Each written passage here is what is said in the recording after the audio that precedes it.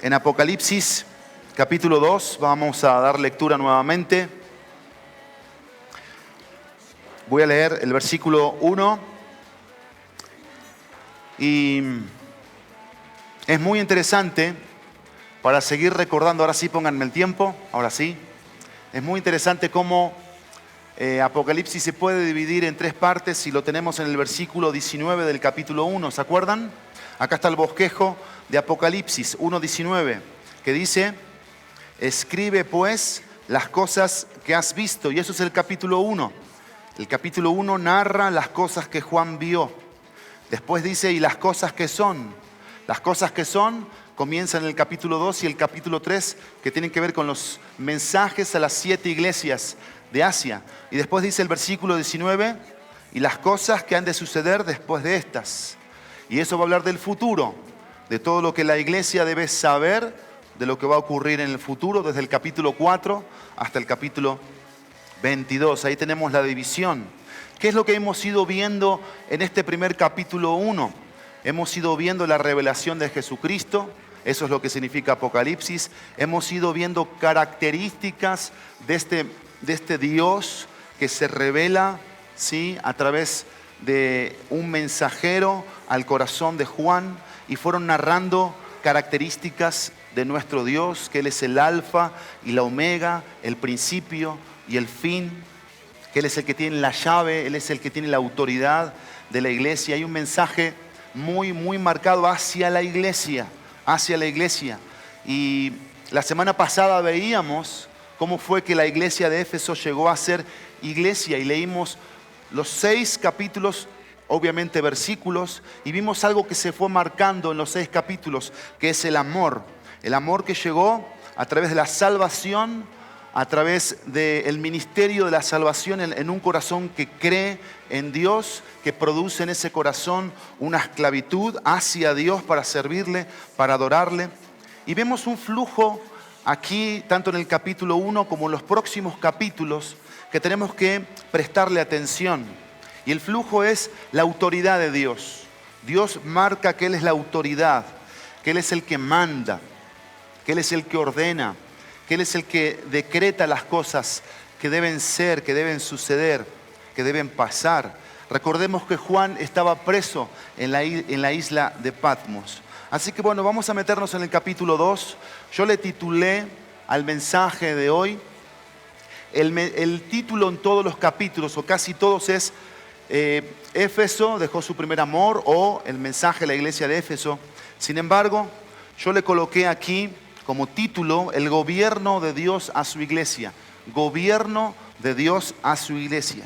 Dios demostrando que Él es el que gobierna a su iglesia. Es su iglesia que Él compró con un alto precio, la sangre de Jesús, la obra de Cristo en la cruz. Hay algo interesante aquí, que tú vas a ver que de 7 iglesias, 5 iglesias tienen un mensaje de parte de Dios con esta frase: pero tengo esto contra ti.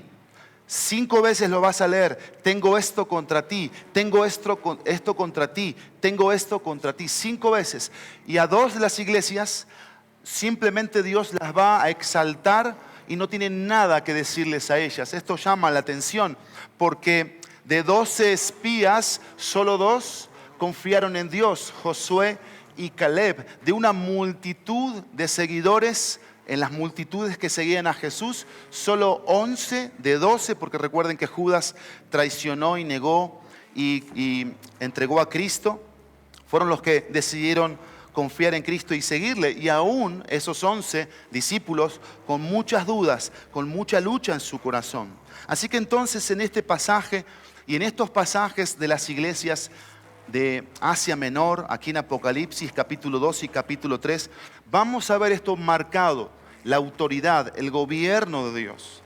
Y vamos a ver un mensaje marcado de amor, un mensaje de amonestación, un mensaje que va a llevarlos o nos va a llevar al arrepentimiento, porque un paréntesis aquí importante: cada una de estas iglesias va a ir marcando un rasgo de todas las iglesias de todo el mundo. Iglesias obviamente que profesan fe en Jesucristo, que no no tienen otras cosas más que la fe en Jesucristo. No hay imágenes, no hay idolatría, no hay una carga por mandamientos de hombres, sino honrar lo que Dios dice en su palabra. Así que yo aquí veo que Dios afirma a la iglesia a través de amonestarla, pero también veo cómo Dios, de una manera misericordiosa y de una manera con mucha gracia, viene con un mensaje de recompensa. Eso es asombroso, porque vamos a ver cómo Dios aquí va a ir marcando ese contra ti, y esos contra ti tenemos que tenerlos muy en cuenta, porque son cosas que podemos estar nosotros también padeciendo o teniendo, y eso es tremendamente peligroso, tremendamente peligroso. La iglesia de Éfeso hoy es una iglesia que ya no existe. Hoy son ruinas, hoy son piedras. Y el juicio que Dios, en ese vendré a ti y te quitaré tu candelabro, bueno, eso se cumplió. La iglesia dejó de ser luz. Y a mí me llama la atención, y yo he meditado en esto. ¿A quién Dios realmente le llama iglesia? ¿A quién Dios realmente le llama iglesia? Porque quizás nosotros no le llegamos a esta palabra. Dios quiera que sí le lleguemos. Podemos ser un grupo que nos reunamos, pero no precisamente ser una iglesia. Y mucho menos una iglesia de Dios. Como cuando hemos dicho que aquel que dice que es cristiano, bueno, ¿cómo lo demuestra? ¿Cómo demuestra que es cristiano? Porque sigue las enseñanzas de Jesucristo, porque se ha bautizado, porque guarda las enseñanzas en su corazón, porque busca ser obediente a las palabras de Cristo, busca ser humilde, busca ser congruente, busca ser lo que Jesucristo dice que ese debe ser. Así que la pregunta que debemos hacernos en el mensaje de hoy y en todos los mensajes de estas iglesias es: ¿cómo se refleja la autoridad de Dios hacia su iglesia? ¿Cómo es que se refleja? Lo primero que vamos a ver está en el versículo 1. Y dice así el versículo 1: escribe al ángel de la iglesia en Éfeso, el que tiene las 7 estrellas en su mano derecha, aquel que anda entre los 7 candelabros de oro, dice esto. Quiero comenzar con la última frase, dice esto. Esto es muy importante aquí, esta palabra dice, porque esto tiene que ver con la palabra de Dios hacia su iglesia. La palabra de Dios dice en Isaías capítulo 40, versículo 8, que todo se puede marchitar, que todo se puede secar, pero que la palabra de Dios vive y permanece para siempre. Eso dice Isaías capítulo 40, versículo 8. Capítulo 24 de Mateo, 24, ese sí no me lo sé, 24, versículo 35 dice lo siguiente, si me acompañan. 24, 35 de Mateo dice así acerca de su palabra.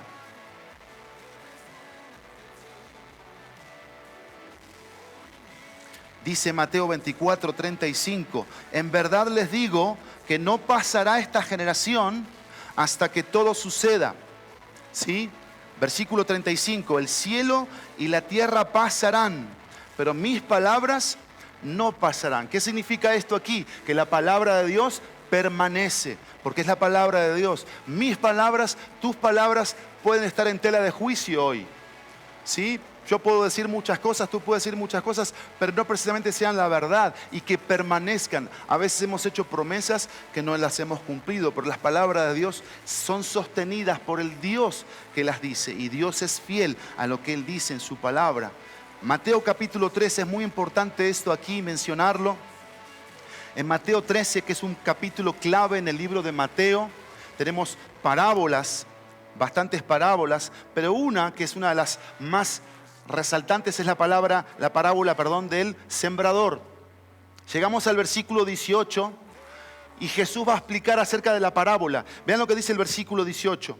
Ustedes pues escuchen la parábola del sembrador. Estoy en Mateo 13, versículo 18. A todo el que oye la palabra del reino y no la entiende, el maligno viene y arrebata lo que fue sembrado en su corazón. Este es aquel en quien se sembró la semilla junto al camino. Versículo 20. Y aquel en quien se sembró la semilla en pedregales, este es el que oye la palabra y enseguida la recibe con gozo, pero no tiene raíz profunda en sí mismo, sino que solo es temporal. Y cuando por causa de la palabra viene la aflicción o la persecución, enseguida se aparta de ella. Y aquel en quien se sembró la semilla entre espinos, este es el que oye la palabra, pero las preocupaciones del mundo y el engaño de las riquezas ahogan la palabra y se queda sin fruto. ¿Sí? Pero aquel, primeros 3 terrenos, la palabra no produjo el propósito para lo cual fue sembrada. Recuerden que la palabra viene con un solo propósito a todos los corazones, que es salvar, que es rescatar, que es colocar la verdad de Dios ahí para liberar, que es colocar salvación, la persona de Jesucristo, el Espíritu Santo, la sensibilidad a lo que Dios quiere transmitir a ese corazón, que es aquí como un terreno. Versículo 23. Los primeros 3 terrenos no produjo fruto, o produjo un poco y después se murió. Dice el versículo 23, pero aquel en quien se sembró la semilla en tierra buena, este es el que oye la palabra y la entiende. Y ven aquí por favor todos, que esto es muy importante, porque muchas veces en una iglesia cristiana, y voy a hablarle también a muchos aquí que tengo chiquitos, tú te sientas y te puedes acostumbrar a algo.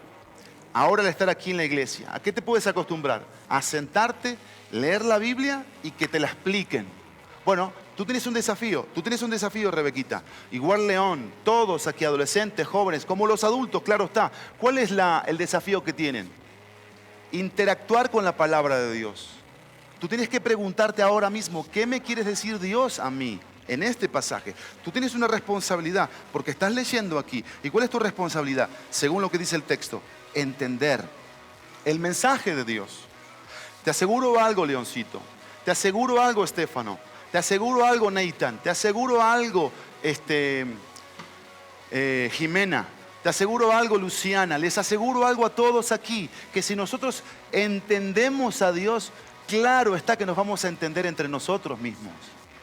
Porque si no entendemos a Dios, si no comprendemos las palabras de Dios, que son las palabras más importantes, claro está que entre nosotros siempre van a haber riñas, peleas, divisiones, egoísmos, ¿sí? Separaciones, divorcios, orgullo, altivez, autosuficiencia.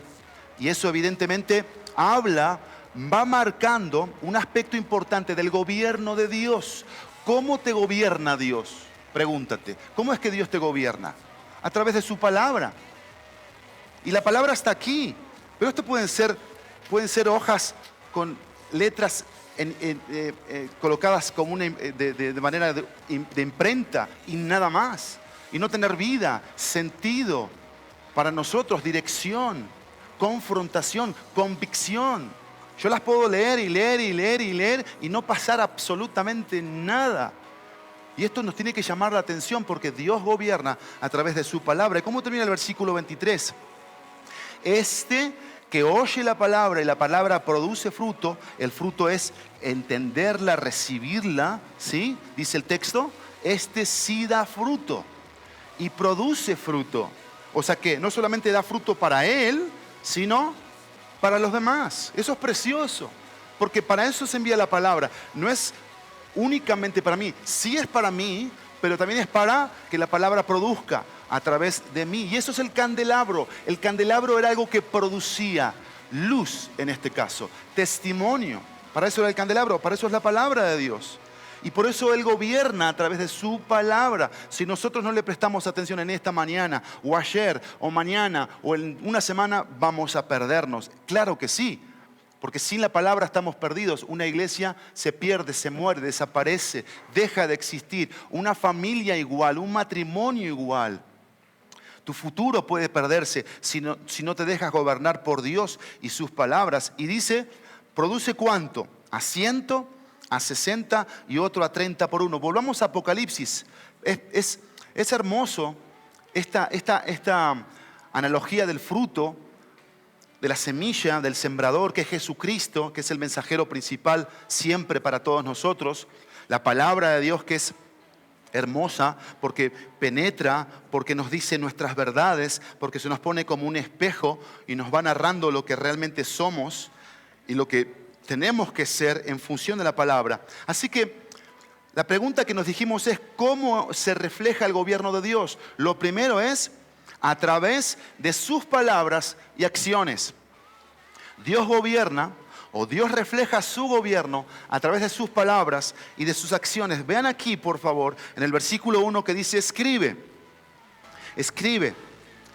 Le habla al ángel, al pastor, ¿sí?, de la iglesia, que era un pecador igual que todos los de la iglesia. Ojo, aclaremos, ¿sí?, en el lugar, en Éfeso. Y dice el texto, el versículo 1, Él, ese es Dios, es un pronombre mayúsculo, hablando de Dios. Dice que tiene, una palabra importante aquí, tener, asir. Dios es el que nos llama hacia Él para aferrarnos hacia su persona. Por eso Jesús decía, el que permanece en mí como el pámpano a la vid. Esto es importante aquí, Él tiene. Y dice ahí las 7 estrellas que hablan de las iglesias. Las 7 estrellas son las iglesias. ¿Quién tiene a las iglesias en su mano? Dios, que es el que gobierna, que es la autoridad, que es el que amonesta, es el que viene a su iglesia y le da un mensaje claro. En aquel tiempo demasiado claro. Hoy también vamos a ver qué pasa con el mensaje de Dios hacia nosotros, o qué está pasando. Y dice el texto, el que tiene las 7 estrellas en su, dice el texto, en su mano derecha. ¿Sí? Esta palabra tiene, habla de que Él es el amo, el dueño, el rey, el señor, el soberano. ¿Sí? Y habla de que Él retiene lo que le pertenece. La pregunta es, ¿tú le perteneces? ¿Yo le pertenezco? Bueno, Él nos va a retener a todos nosotros, porque Él es el que tiene. Recuerden que aquí dice tiene, pero después dice el versículo 4, pero tengo, dice el versículo 4. ¿Y a quién le va a decir lo que tengo? A los que tiene, a los que son de Él, a los que le pertenecen. Evidentemente los que no son de Él, el mensaje les va a entrar por aquí y les va a salir por aquí. La mano, la palabra mano aquí habla de control, habla de cuidado, habla de interés, habla de intercesión y habla de una acción, porque la mano de Dios interviene en su iglesia para establecer lo que la iglesia debe ser, para marcar lo que la iglesia no debe ser. El texto dice en el versículo 1 que anda el texto. Y esto nos conecta con Mateo 18, versículo 20, solamente lo voy a mencionar, Mateo 18, 20, que es en el contexto de los hermanos que tienen problemas unos a otros, los hermanos en Cristo, y que deben aplicar lo que dice Mateo 18, que deben arreglar sus problemas, ¿sí? En esa división que Jesús dice, estando tú y él solos, arréglenlo. Si la persona no acepta, cuando tú le marcas que está mal, bueno, trae un testigo. Ese testigo tiene que ser espiritual, maduro, tiene que ser ejemplar. Si no escucha al testigo, dice ahí, tenlo por gentil y por publicano, después de que lo mencionaste a la iglesia y tampoco aceptó. Evidentemente no era creyente esta persona, pero ahí dice en ese contexto de Mateo 18, muy puntualmente el versículo 20, dice que Él está en medio de donde 2 o 3 están reunidos. Jesús está ahí en medio. Hoy somos más de 2 y 3 aquí. Entonces Jesús está aquí si somos su iglesia, si le pertenecemos y Él nos retiene. Pero Mateo 28, 20, ¿qué dice? Dice Jesús después de terminar sus últimas palabras, toda potestad, dice Jesús, me es dada en el cielo y en la tierra. Por tanto, id y haced discípulos a todas las naciones, bautizándose en el nombre del Padre, del Hijo, del Espíritu Santo y enseñándoles que guarden todas las cosas que os he mandado. Y aquí yo estoy con ustedes todos los días hasta el fin del mundo. Entonces, este anda aquí de Apocalipsis 2 va a marcar la presencia viva de la autoridad de la iglesia, del que gobierna la iglesia. Yo les pregunto en esta mañana y a viva voz, pueden decirlo fuerte, ¿quién es la autoridad? ¿Quién es el que manda? ¿Quién es el que gobierna en su iglesia? Dios, acá está, es Dios. Y es un Dios vivo que está aquí caminando por todas nuestras bancas, viendo los corazones de cada uno de nosotros. ¿Sí? El texto continúa diciendo, nuevamente la palabra 7, 2 veces va a mencionar esta palabra 7 para recordar lo que significa, que es algo perfecto, que es algo completo. Pero ¿por qué perfecto y por qué completo? Porque viene de Dios. Yo me veo hoy en el espejo y yo no me creo perfecto ni me siento perfecto. Al contrario, me siento el peor de los pecadores, que no soy digno de estar aquí, no soy digno de portar la gracia, la misericordia y el amor de Dios, no lo soy. Sin embargo, aquí me habla de algo que es perfecto y completo. Y vean aquí esto que es importante, porque estas palabras que tú ves aquí, por ejemplo, en el versículo 1, veámoslos de vuelta. Dice, escribe al ángel de la iglesia en Éfeso, y aquí habla de un ángel, ¿sí? Que tenía una misión, dar un mensaje. Después dice las 7 estrellas, hablando de la iglesia, ¿sí? Y marcando, bueno, la palabra antes dice al ángel de la iglesia. La palabra iglesia ahí es importante, porque va a decir, las palabras de Dios dicen lo que ese lugar o esas personas que están ahí deben ser. Y aquí es donde nosotros aplicamos esta frase, tú dices lo que soy. Tú dices lo que soy. Esto es importante aquí tenerlo en mente. Sus palabras van declarando lo que nosotros somos. Dice ahí ángel, iglesia, 7 estrellas, marcando esta parte perfecta, porque es Dios el que decidió crear esta institución llamada iglesia, donde permitió que a esto que Dios creó, que es santo, puro, perfecto, se llenara de nosotros. Asombroso, ¿no? ¿Qué somos nosotros? Pecadores. Inmerecedores de todo esto. No merecemos ser parte de una iglesia, claro que no. Pero la inmensa misericordia que no se explica, el inmenso amor que no se entiende, como decía Pablo, lo hizo posible, ¿sí? ¿Y cómo termina el texto aquí? Aquel que anda entre, esto es importante, anda entre. ¿Quién anda entre? El que tiene la iglesia, el que es el dueño de la iglesia, el amo, está presente todo el tiempo. Y no hablamos de los domingos solamente. Hoy, claro que sí, Él está aquí y está viendo nuestros corazones. Pero en la semana Él te estuvo viendo, Él me estuvo viendo. ¿Cómo fue mi comportamiento? ¿Cómo fueron mis actitudes? ¿Cómo fue mi respuesta a su palabra? ¿Te acercaste a la palabra? ¿Tuviste comunión con la palabra? ¿Escuchaste su palabra? ¿Te propusiste obedecer su palabra? ¿Entender lo que Dios realmente quiere decirte? Porque eso habla de que Él te gobierna, de que Él me gobierna. Si no estamos en la dirección correcta, no estamos en el camino ni la verdad en la vida, estamos en el camino ancho. Estamos acá porque nos trajo alguien o por casualidad, pero no estamos en el camino que marca que estoy yo bajo una autoridad, bajo un gobierno, bajo alguien que continuamente muestra un interés en mí. Y lo que decíamos del candelabro que produce luz. Pero lo segundo aquí, el gobierno de Dios a su iglesia se refleja en primer lugar a través de sus palabras y acciones, pero en segundo lugar a través del testimonio que Dios da de su iglesia. Vean lo que Dios dice de su iglesia. Versículo 2, versículo 3, versículo 6. Dice así, 2:2, dice, yo conozco tus obras, tu fatiga y tu perseverancia, y que no puedes soportar a los malos, y has sometido a prueba a los que se dicen ser apóstoles y no lo son, y los has hallado mentirosos. Versículo 3, tienes perseverancia y has sufrido por mi nombre y no has desmayado. Versículo 6. ¿Qué dice el versículo 6? Que es muy importante. ¿Qué dice? Sin embargo, tienes esto. De vuelta la palabra tienes. Ven cómo se repite. ¿Qué tienes? Que aborreces las obras de los nicolaitas, las cuales yo también aborrezco. Y solo, hermanos, hermanas, vean esto que es muy importante aquí. Solo con la lectura yo entendí el ministerio del candelabro. Porque yo aquí puedo ver en el versículo 2, en el versículo 3 y en el versículo 6 lo que produce una vida de luz. Una vida de luz. Una vida que está en Dios. ¿Qué es lo que produce? Ahí lo podemos ver en estos versículos. ¿Sí? Dios ve el testimonio que su iglesia estaba dando. Dios lo ve. Dios se da cuenta. Pero evidentemente este testimonio no viene por casualidad. Esto viene por lo que Dios dice que la iglesia es. ¿Qué dice que la iglesia es? Que es luz, que es un candelabro. que está para dar testimonio de lo que Dios es.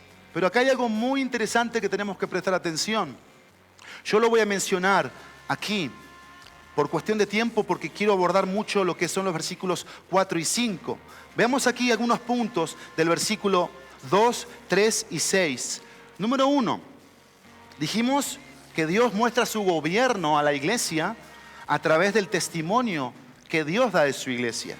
Número 1, Dios sabe qué tipo de siervos eran para Él y cómo ejercían el ministerio de luz. El texto dice: yo conozco tus obras. Yo conozco tus obras. Yo sé lo que tú eres, yo sé lo que tú haces.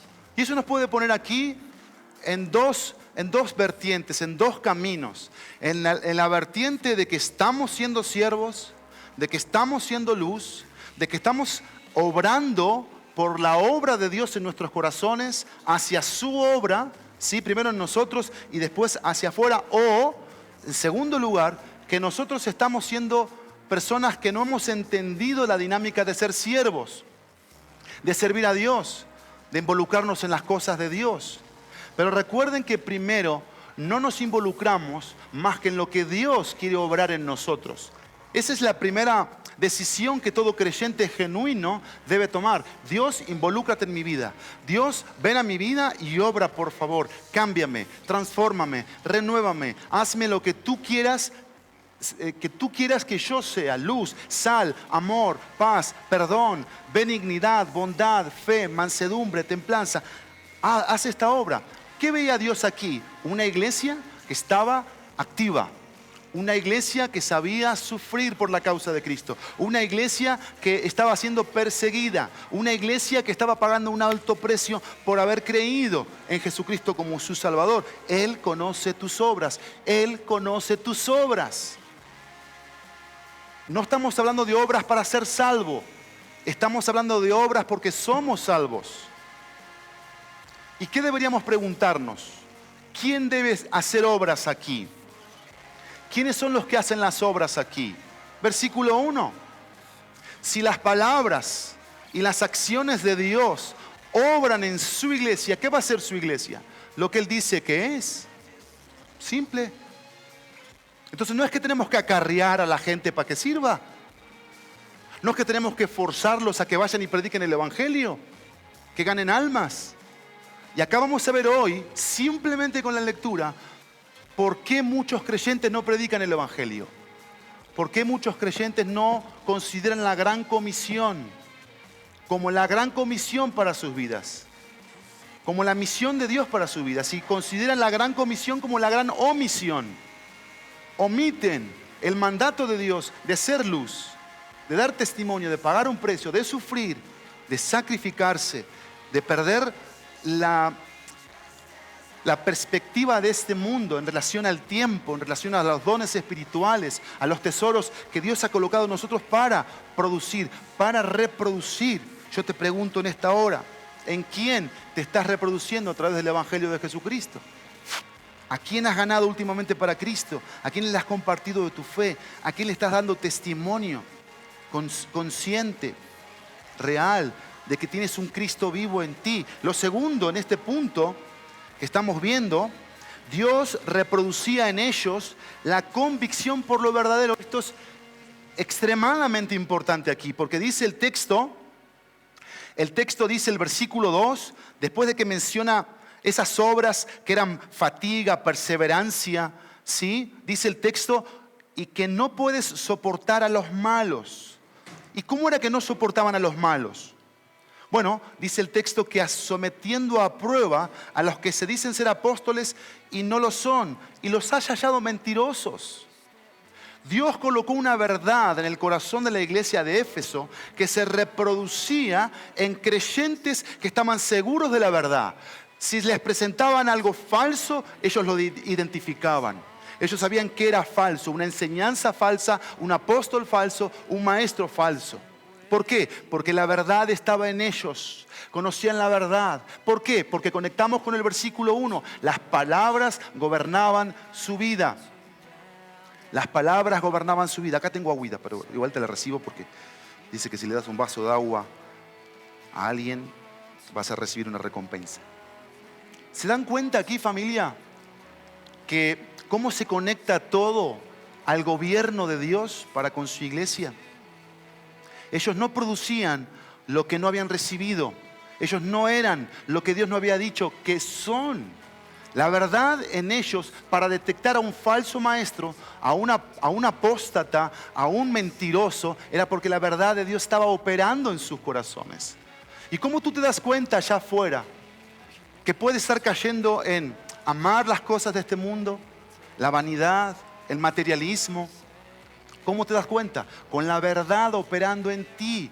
Y por eso el creyente no se conforma a las cosas de este siglo. Tú no quieres vestirte como se visten las mujeres de este mundo o como se visten los hombres de este mundo. Personalmente, no considero, no creo, no es mi convicción desde que he venido al Evangelio que Dios a mí me dio la libertad para escoger lo que yo quiera para mi vida. No. Dios me dio libertad para únicamente amarle, servirle, obedecerle, entregarme hacia Él. ¿Qué ha pasado con el cristianismo, con este aspecto de libertad? Se ha convertido en un libertinaje. Convirtieron en libertinaje, dice la palabra de Dios, la gracia de Dios. Cambiando la mentira por la verdad. Y queriendo que Dios se acomode a esta vida de iglesia, con todo el respeto, de iglesia, que lo que menos es iglesia. Porque no se está dando luz, no se está dando testimonio, no se está sirviendo, no se está predicando el Evangelio, no nos estamos cansando por la obra de Cristo. Muchos hoy están cansados, pero por la chamba que tienen encima, por las horas y horas que gastan en TikTok, en Netflix, en la televisión. O en la vanidad de ir a los gimnasios para ponerse bonito físicamente, pero están obesos internamente, cansados internamente, sin la dinámica y ese entusiasmo y esa vida ejercitada para las cosas espirituales. El heme aquí está siempre pronto para Dios, para que Él obre en mí. Primero obra en mí. Yo no puedo ser un siervo si no estoy dejándome trabajar por Dios en este mal temperamento que tengo para que forje su carácter, cambie mi manera de pensar, de sentir, de hablar. Y eso lo hace un Dios que es luz, que es verdad y que gobierna. Él gobierna. Eso no me queda absolutamente duda.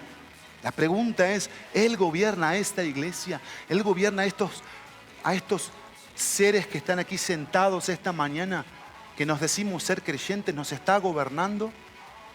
Porque en tercer lugar, en este texto dice el Señor, les dice algo. Dice, tienes perseverancia. Eran perseverantes. ¿En qué? En el servicio. No eran intermitentes, eran perseverantes en ser iglesia, en estar ahí, siendo lo que Dios decía que eran. ¿Cómo cuesta la perseverancia? Levanten la mano a quien no le cueste ser perseverante. A quien no le cueste ser perseverante. ¿Cómo cuesta ser perseverante, sí o no? ¿Cómo cuesta ser perseverante en la comunión con Dios, en la devoción, en la lectura, en el estudio?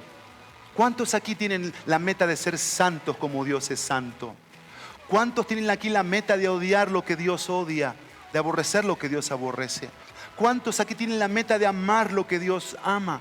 ¿Cuántos aquí tienen la meta de conocer a Dios, de estudiar su palabra, de conocer a Dios? ¿Cuántos aquí, familia, tienen la meta de permanecer fieles hasta que Cristo venga por ustedes? Y quiero que entiendas algo. De una manera dirigida por este pasaje. Y tenemos que nosotros ser humildes aquí. Dios quiere que permanezcamos fieles a sus palabras, fieles a sus mandatos, fieles a sus órdenes. ¿Qué pasa si yo empiezo a ser un esposo, escúchalo bien, que digo que amo a mi esposa, pero cada día me voy alejando más de ella porque ya no hay una comunicación cercana, una confianza? Pero yo digo que amo a Dios. Yo digo que el Espíritu Santo a mí me llena. ¿Qué estoy empezando a negociar mentalmente, emocionalmente y en cuestión de fe?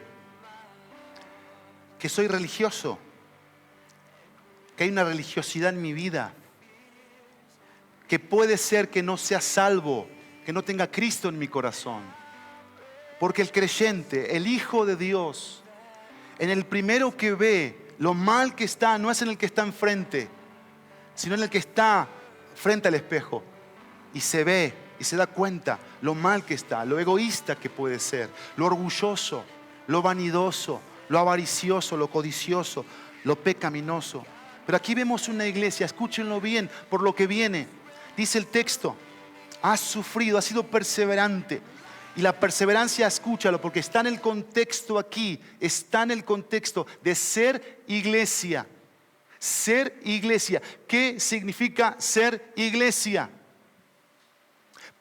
Pertenecer a un cuerpo de creyentes, donde hay una iglesia local, donde hay un testimonio local, que confiemos de que sea así aquí, confiemos de que sea así aquí. Hay un testimonio local de la luz, de lo que Dios es, de lo que Dios dice, de lo que creemos y estamos dispuestos a obedecer y a pagar el precio que sea, por más alto que sea. Pero miren, ¿cuántos aquí tienen la meta de permanecer siendo iglesia?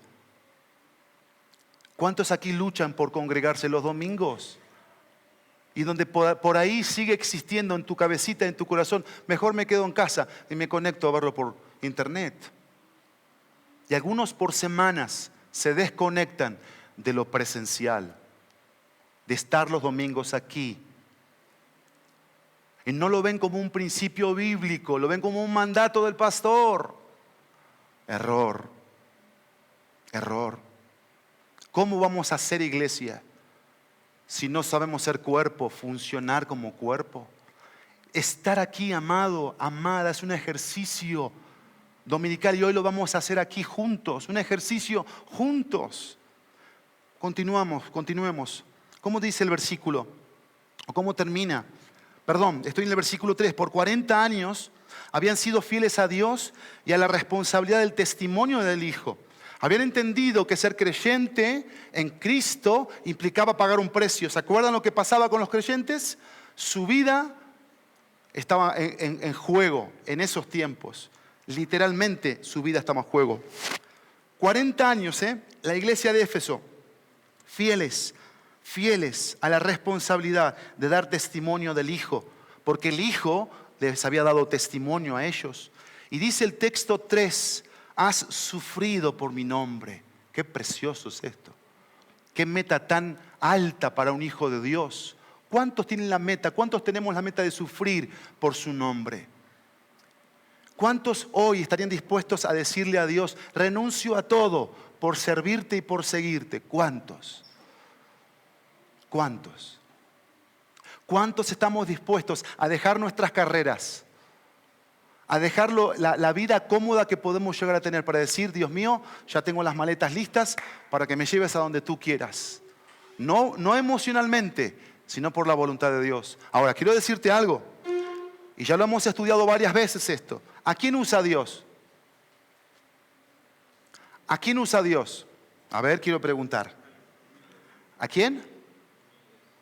Fuerte, pues si no, no escucho. A los humildes. ¿A quién? A lo vil. Bien, a lo vil, lo menospreciado. Bien. Qué espirituales y teológicos que estamos siendo, ¿eh? ¿Sabes a quién usa Dios? A siervos usa Dios.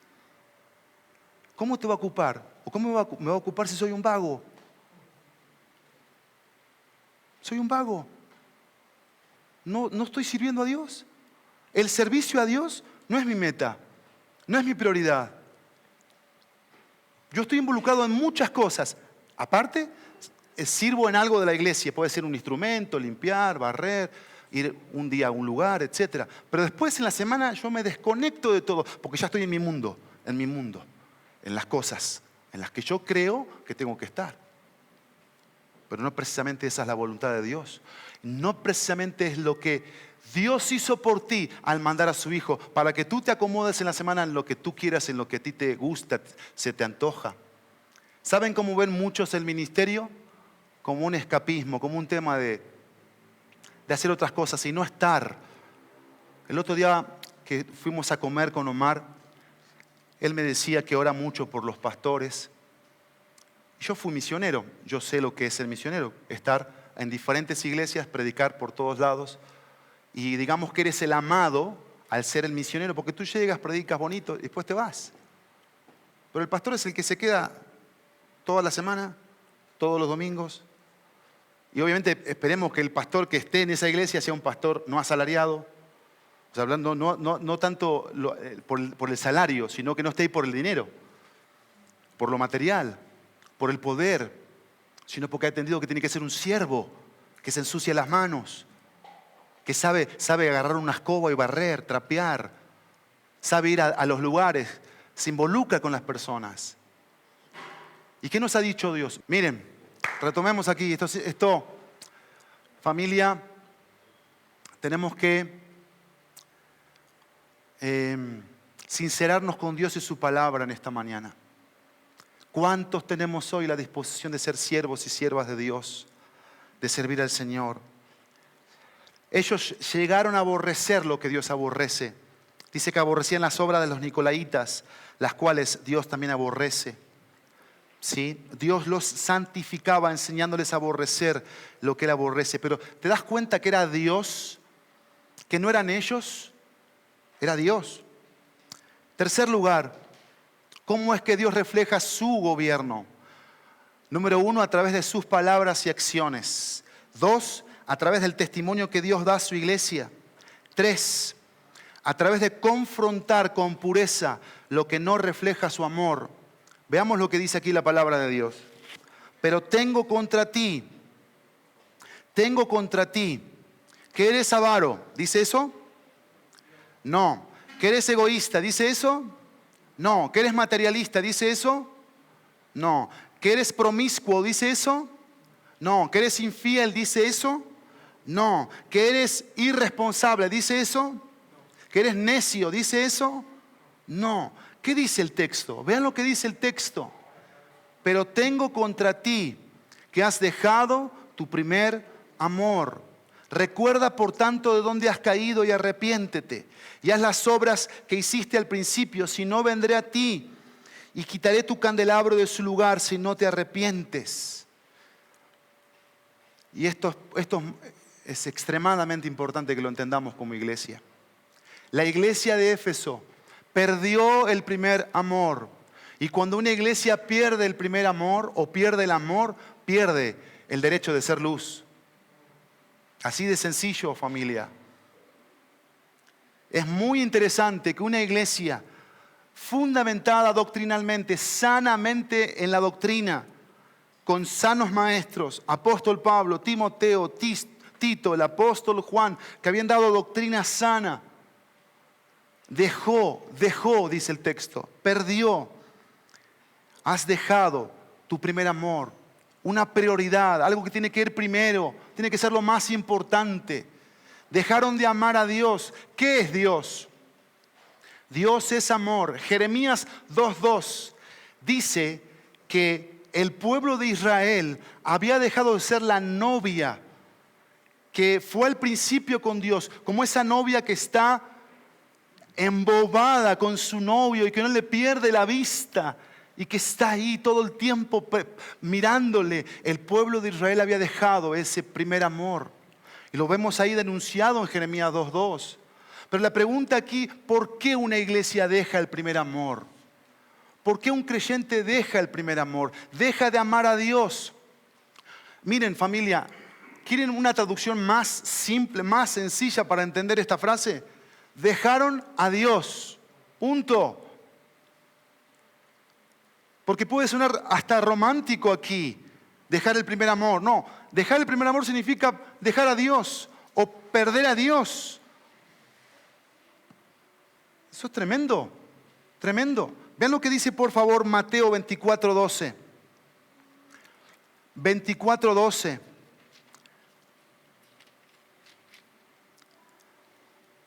Estamos en las señales antes del fin.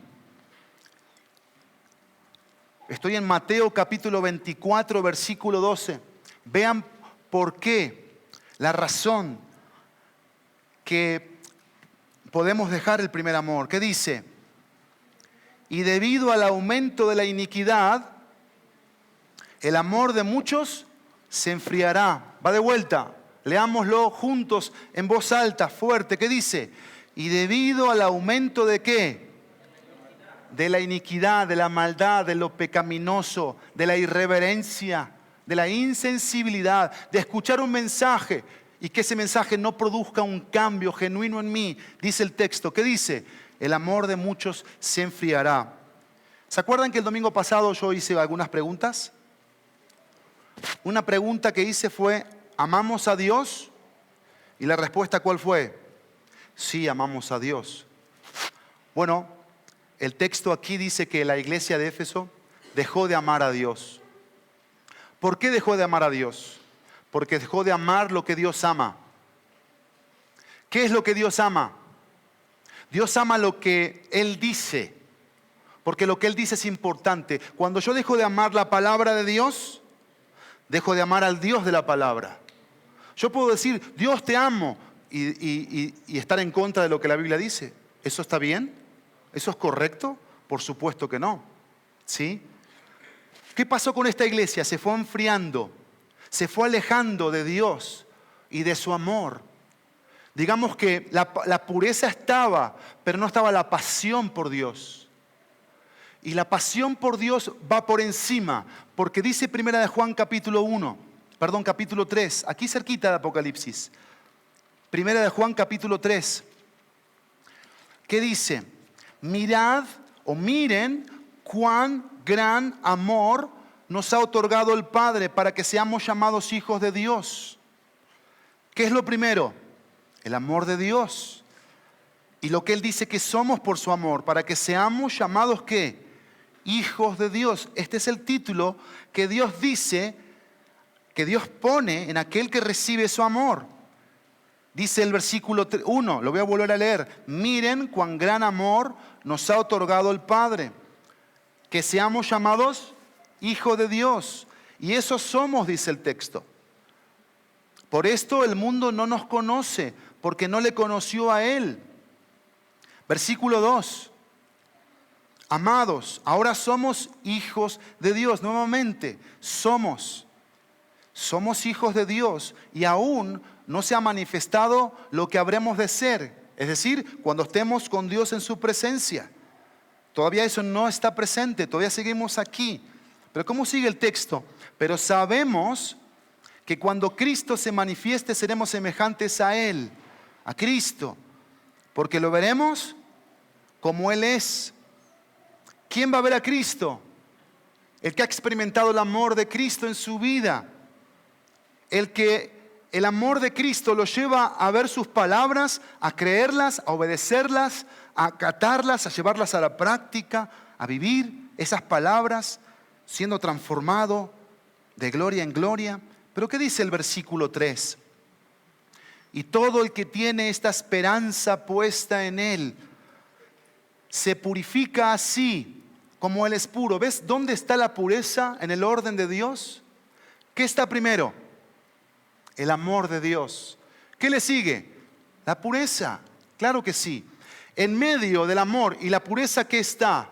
La obediencia, la fe, la obediencia, ¿sí? El sacrificio, el pagar un precio, la dependencia de Dios, porque Dios siempre me va a pedir cosas que no me sean fáciles, que sean realmente difíciles, y eso es lo que vale aquí. Volviendo a Apocalipsis capítulo 2, dice el texto: tengo contra ti que has dejado tu primer amor, que has abandonado lo que es prioritario, lo que es importante, que lo has dejado para después. Familia, el amor de Dios debe ir primero. Atrás del amor debe ir la pureza. Atrás de la pureza, el servicio. Atrás del servicio debe ir el cansancio, la fatiga, la perseverancia. Pero primero, ¿qué va? El amor. El amor. Porque todo está basado en el amor. Yo no llegué a ser iglesia o estrella, como dice aquí, o candelabro, si no experimenté primero el amor de Dios. Y aquí es donde el Señor, el mensajero, Dios, dice en el texto que dejar es enfriarme, dejar es alejarme, dejar es no tomar como importante, como prioridad. Miren, ¿cómo se ve reflejado que amamos a Dios? ¿Cómo se ve reflejado que amamos a Dios? ¿Cómo se ve reflejado que Dios es mi autoridad? Cuando yo en vez de alejarme de mi hermano en Cristo, me acerco. Pero quiero decirles algo, voy a poner un ejemplo aquí, un ejemplo. Ponte de pie, flaco. Yo puedo estar aquí con Él. Puedo estar aquí para que todos lo vean así de frente. Yo puedo estar aquí con Él, Él está enfrente de mí. Y naturalmente nos vamos a abrazar, somos hermanos. En Cristo nos abrazamos. Es mi hermano en Cristo. Sí, hasta le puedo dar un beso, lo conozco hace más de 20 años. Le doy un beso y yo de corazón le doy un beso santo. Pero ¿saben qué puede pasar entre él y mí? Podemos estar, mira, aléjate lo más que puedas, si quieres hasta la pared, y yo me alejo, ¿sí? Acá se quedó la figura física de Luis y de Pablo. Pero Luis y Pablo, de aquí, de su cabeza y de mi cabeza, podemos estar lejos. Él piensa cosas de mí, yo puedo pensar cosas de él. Él siente cosas hacia mí y yo siento cosas hacia él. Que nos tienen lejos. Nos hemos enfriado en la relación. Nos hemos alejado en la relación. Es más, ya no hay relación. Te saludo, te abrazo, hasta te doy un beso, pero aquí no hay relación. Porque la relación no es cercana. ¿Cuántas veces te escucho? ¿Cuántas veces me escuchas? Porque yo puedo decir, si yo tengo una relación con Dios, ¿y cómo la tienes? ¿Cómo la tienes la relación con Dios? ¿Escuchando a Dios? ¿Qué dijimos de sus palabras? ¿Son importantes las palabras de Dios o no son importantes? Claro que son importantes. ¿Cómo comenzó tu relación con Dios? Escuchando que Dios te dijo que mandó a su Hijo a morir por ti en la cruz. ¿Lo escuchaste o no? Claro que sí. ¿Lo creíste o no? Claro que sí. ¿Lo aceptaste o no? Claro que sí. ¿Vives por eso, para eso? Bueno, hoy estamos viendo si sí o si no. Porque podemos estar así, mira, así, y lejos, fríos, separados. ¿Quién creen ustedes que crea la frialdad en una relación? ¿Quién creen? El pecado. Mi carne genera una frialdad en la relación. Y yo puedo poner aquí a Paloma, ponte de pie, Paloma. Y puedo ponerla aquí, Normita, párate por favor, Normita, frente de Paloma, enfrente. Mírense. Ustedes se pueden abrazar, dar un beso, decirse lo importantes que son, así es, de una vez, que son gratis, pero la realidad es que pueden estar separadas de aquí y de aquí. ¿Sí? Lejos, pero lejos. ¿Cuándo fue la última vez que la escuchaste? ¿Cuándo fue la última vez que la escuchaste? ¿Tienes una relación con ella? Pero si no es mi amiga, pastor, no tiene que ser tu amiga para tener una relación. Te pregunto, ¿tú tienes una relación con Dios? ¿Tú la tienes? Deberían tenerla juntas. Siéntate, por favor. Pero les pregunto, ¿lo vemos así como iglesia? Seamos sinceros, ¿lo vemos así? Claro que no. Claro que no. Entonces, ¿qué está pasando con el amor de Dios? Si yo lo recibo como hijo y yo sé que Él tiene una relación conmigo, puedo sentarte, flaquito, gracias. Una relación conmigo, pero quiero que vean lo delicado aquí. Lo delicado aquí. Ven, mi amor, ven. Mi segundo amor. Mi primero es Dios. Y espero que así sea hasta que me muera. De eso se trata esto. Por favor, mi amor, no te pido que corras porque sé que no puedes correr. Pero esto es tan delicado, familia, tan delicado, que hoy este ejemplo que voy a poner es el ejemplo justamente. ¿Ella quién es? Mi esposa. Y yo la tengo enfrente de mí y puedo decirle que la amo, puedo abrazarla, puedo tratarla bien, la abrazo, ¿sí? La trato bien, no tiene ningún moretón por ningún lado. Pueden revisarla algunas mujeres si gustan. Pero ¿saben qué puede pasar en este matrimonio? Exactamente lo mismo que aquí y que aquí. Frialdad. Distanciamiento. ¿Ustedes creen que el enemigo no se quiere meter en este matrimonio? ¿O que no se ha metido en otros matrimonios? Claro que sí. Ahora, yo debo ver ese texto bíblico en función de esto. ¿Qué está pasando en mi matrimonio? ¿Yo me estoy acercando a mi esposa o cada vez me estoy alejando de ella? Mi pregunta es, ¿tengo una relación con mi esposa o no la tengo? Yo no puedo decir que tengo una relación con Dios si no tengo una relación con Friné. Puedo decir, mi amor, una relación con Friné. Ahora, yo la traigo Rebequita aquí. La traigo a Rebequita aquí. Una niña, por favor, rápido. Acá, ven, Juanita, ven. Acá está Rebequita. Rebequita ayer me dijo, porque yo le pedí que diera su testimonio a una niña que le estábamos haciendo spa, que le daba su testimonio de que si Jesús estaba ¿dónde? ¿Dónde estaba Jesús? ¿En su corazón? No, en el tuyo. En mi corazón. Tú le estabas dando testimonio de que si era salva o no, ¿te acuerdas? Y dijiste que tenías a Jesús ¿a dónde? En mi corazón. ¿Por qué? Porque oré. Porque oraste. ¿Qué oraste? Que me salvara. ¿Y cómo te salvó Él? Entrando en mi corazón. Así es. ¿Y cómo tú sabes que eres salva? Pues porque oré. Porque oraste. Pero quiero decirte algo en esta mañana. Acuérdate lo que yo acabo de decir y tenés que prestar atención a lo que yo digo.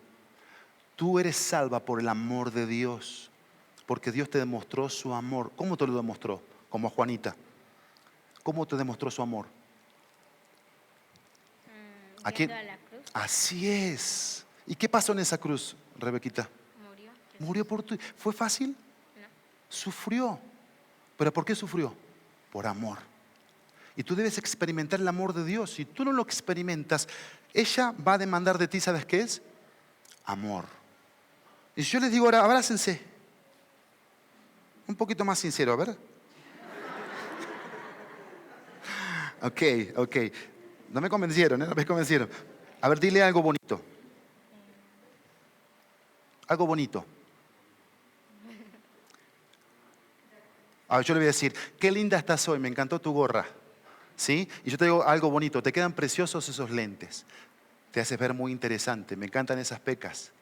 ¿Sí? Yo te digo algo bonito, hablo bien de ti. Ahora, ¿saben qué puede pasar aquí? Mírense. Ustedes pueden abrazarse, pueden decirse algo bonito, pero ¿saben qué? Pueden estar lejos, separadas. Acá no hay una relación. Son frías. No se conocen. A ver, 5 preguntas para conocerla. 5 preguntas para conocerla. Porque el amor de Dios que está en ti, Rebequita, el amor de Dios que está en ti, Juanita, debe obrar en una relación con ella. Y tú una relación con ella. ¿Sabes por qué? Porque ella, ¿sabes cómo se llama? Hermana en Cristo. ¿Sabes cómo se llama ella? Hermana en Cristo. Es tu familia. Vuelvan a su lugar. Es tu familia, vuelvan a su lugar. Vuelvan. Familia. Esto es importante aquí, este ejemplo, este ejercicio. Porque podemos dejar de ser iglesia. Así de grave es esto. Si no sabemos amarnos en función de la relación con Dios. ¿Y cómo yo sé que tengo una relación con Dios? Número uno, porque le creo. Número 2, porque le obedezco. Número 2, porque quiero seguir su ejemplo. ¿Cuántas veces me perdona Dios? Pero nosotros estamos siempre demandando de los demás. Yo sé que aquí puede haber el caso de que tú dejaste de hablarle a una hermana o a un hermano porque no te dio lo que tú querías. O no te está dando lo que tú quieres que te den. ¿Saben cómo se llama eso en mi corazón? Yo me lo digo a mí mismo. Pablo, eres un egoísta. Egoísta. Y eso lo traemos a Cristo, eso lo traemos a la relación con Dios. Pero el texto, ¿cómo sigue? Véanlo, por favor. Dice, pero tengo contra ti que has dejado tu primer amor. Y hoy podemos ser una iglesia que dejamos el primer amor porque nos hemos enfriado con Dios, para con Dios, al tener una relación fría y distante con las personas. Eso no significa que seamos amigos, pero tú te mereces una relación de mí. Y yo me merezco una relación de ti. Claro que sí, por supuesto que sí. Por eso somos iglesia. Si no, ponte a pensar esto, por favor. Piensa conmigo. ¿Cómo es que vamos a pasar la eternidad adorando al mismo Dios juntos? Por favor. Si aquí en la tierra no nos sabemos tener una relación, no nos podemos ni ver, no nos soportamos. Porque yo me pongo muy digno, es que yo soy demasiado santo para convivir con estos pecadores. ¿En serio? ¿En serio eres demasiada santa o demasiado santo?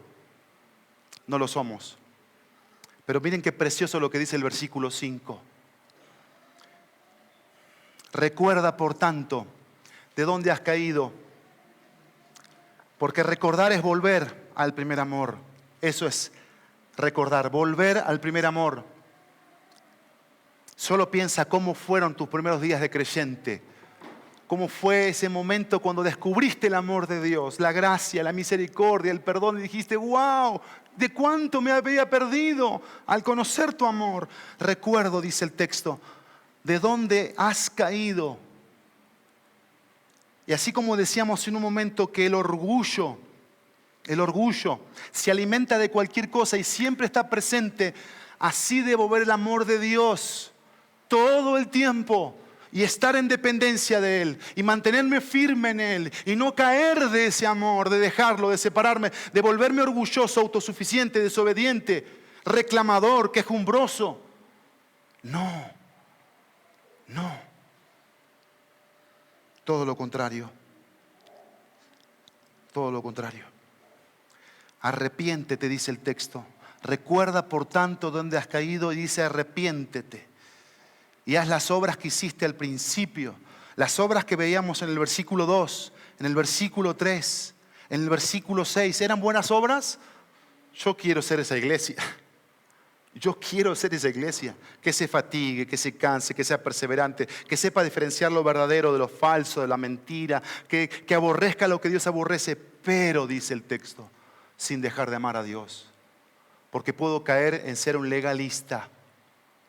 Yo mando, yo exijo, yo pido, yo. No precisamente es eso. Rotundamente no es eso. Claro que no. Porque el amor de Dios está presente en una persona que ha experimentado la gracia, la misericordia, la relación con Dios continua, constante, perseverante, que lo lleva a ser un siervo, una sierva de Dios, dispuesta para Él. Él siempre tiene un sí para mí, pero principalmente para lo que Él está demandando de mí. Y esto, familia, con mucho amor viene de parte de Dios. Tengo contra ti, dice Dios. Eso me dice Dios, eso te dice Dios. Que dices que tienes una relación conmigo, pero aborreces al que está frente de ti. No estás dispuesto a darle lo que está necesitando. Perdón, gracia, paciencia, servicio, exhortación, confrontación. Claro que sí, lo dije el domingo pasado. No estamos para apapacharnos aquí. Pueden haber hermanas o hermanos que buscan consejo de los que saben que le van a hablar bonito. Pero yo no debo buscar consejo de los que me hablan bonito, sino los que me dicen lo que soy. Estás siendo un egoísta, estás siendo orgulloso, te estás desviando, te estás enfriando. Esta es la parte incómoda, pero Dios produce incomodidad.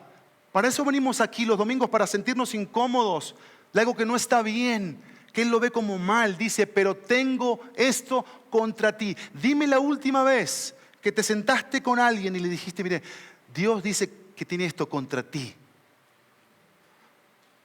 ¿Cuántos de nosotros como creyentes tenemos el valor de Dios de decirle a mi hermano o a mi hermana que tenemos algo en contra, que no vemos bien?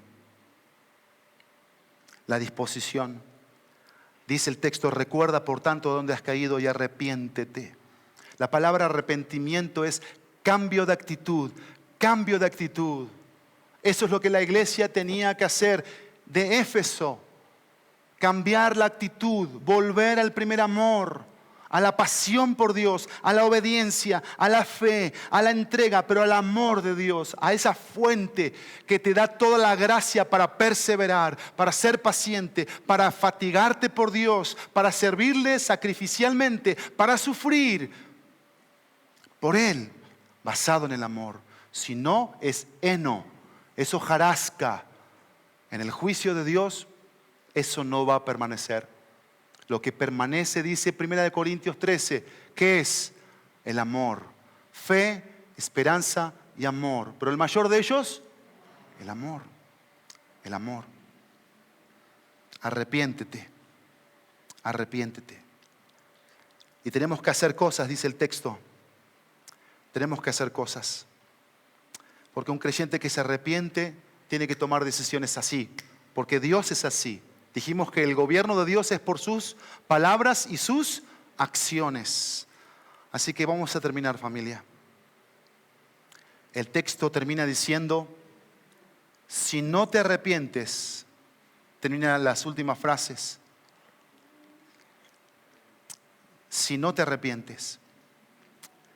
Como les dije hace unos minutos atrás, la iglesia de Éfeso hoy son ruinas, hoy son piedras. La iglesia de Éfeso no se arrepintió. Y tú dices, ¿de en serio? ¿Puede ser tal la dureza del corazón? Sí, es tal la dureza del corazón. Porque Dios, estoy seguro que nos habló a todos aquí en esta mañana. Pero no todos puede ser el caso que dejen que Dios sea el que los gobierne, que sea su autoridad, el que los amoneste. Y claro que Dios puede usar a mi hermano Alejandro para venir y amonestarme, claro que sí, es mi hermano en Cristo, es mi familia, tengo una relación con Él. Y de eso se trata el amor de Dios, hacernos parte de su familia. Pero oremos, vamos a orar familia, ¿qué les parece? Para que el Espíritu Santo produzca convicción de pecado en nuestro corazón y nos haga volver a Él en arrepentimiento, en una confesión hacia Él de que hemos perdido ese primer amor y ya no le amamos como Él se merece.